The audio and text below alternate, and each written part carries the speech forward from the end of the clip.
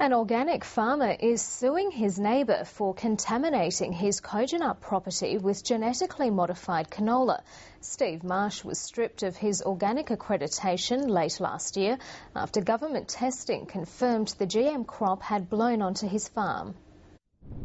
Steve Marsh spent 3 years working to get his Kojonup property certified organic. But late last year, he says his neighbour's GM canola blew onto his farm and in an instant his livelihood was ruined. Could be many years before I can get my certification back, and obviously you're losing a large area of your production, 70%. Mr Marsh is now taking his neighbour Michael Baxter to court, suing him for loss of income.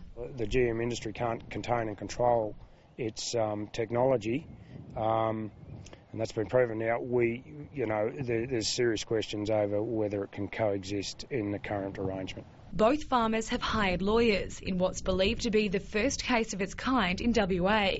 And the battle lines have been drawn, with WA's organic farmers rallying behind Mr Marsh, while one of the state's largest farm lobby groups has set up a fighting fund for Mr Baxter. We believe that Mike Baxter has been hung out to dry on this issue.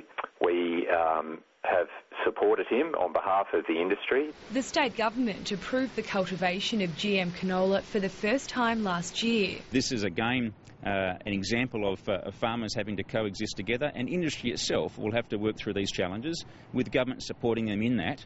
Lawyers say this is much more than just a dispute between neighbours. It's a case that's being watched closely by both GM advocates and opponents around the world. The state government is also watching the case closely to determine whether it has wider implications for its policy. Jane Norman, ABC News, Kojonup.